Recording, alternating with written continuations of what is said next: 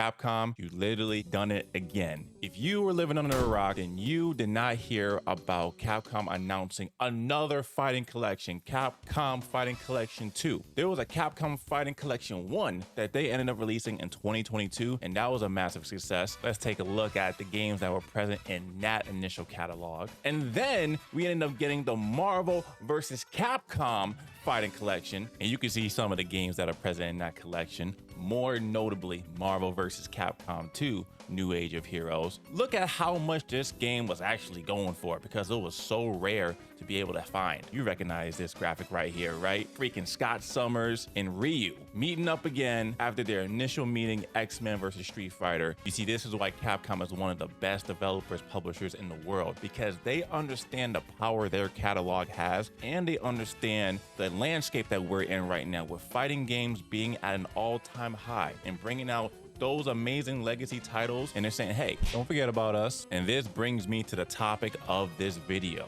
I am talking to the other two publishers out there, Bandai Namco as well as Warner Brothers. I need y'all to take some notes on what Capcom is doing. One of the major issues that is plaguing video games today is preservation, being able to play a lot of the older legacy games on current platforms, and with all the different emulation stuff that's kind of going around, I mean, who knows how long that preservation is going to last. That's why it's extremely important to be able to play these amazing games that both of these publishers have, to be able to reach a new audience and then also kind of have that nostalgic kick. Let's start off with Warner Brothers, NetherRealm Studios, whatever you want to call it. Mortal Kombat. This game has a rich legacy, first being released in 1992, and has been present for over 3 decades. And if we want to make the most of what they got, then I suggest we do this. We break off all the games they have into 2 collections. The first collection, I'm gonna call it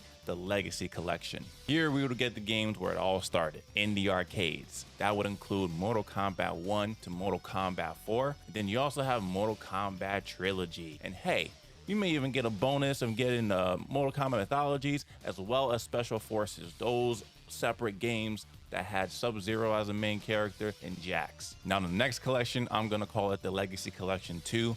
Just for simplicity purposes, if you have a better name, drop it in the comments. So this is where we're gonna see the games that had an increase in graphical fidelity as well as fatalities. We're gonna have Mortal Kombat Deadly Alliance, Deception, and Armageddon. Those 3 string of games for the PlayStation 2.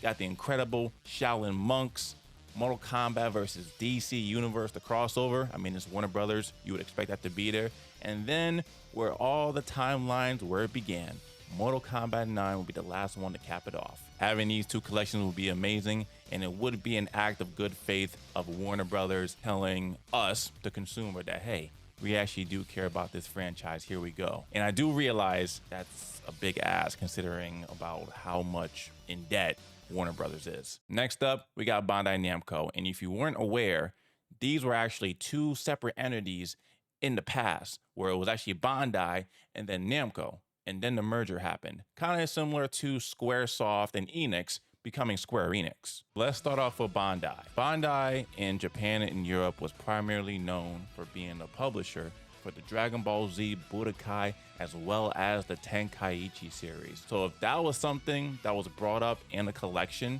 I think people would absolutely buy it, especially with the hype around Dragon Ball Sparking Zero. Being able to play those legacy titles would be an absolute W.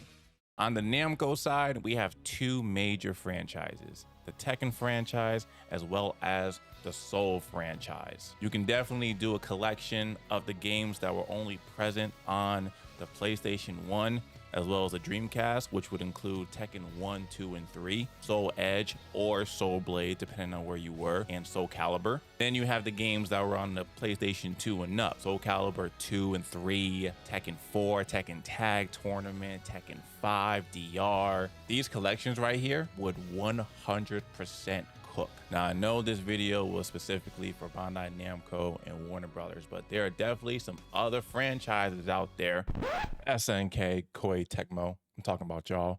These franchises haven't been given the treatment like the Capcom franchises have. If they ever did, we would be in for an amazing time. It would be true love making. And don't worry, I know that NCK is coming out with a new Fatal Fury title, City of the Wolves, the first new entry in 26 years. Based on the games that I've listed in this video, wouldn't you agree that Bandai Namco and Warner Brothers have a deep legacy of fighting games they have in their arsenal that they aren't even utilizing?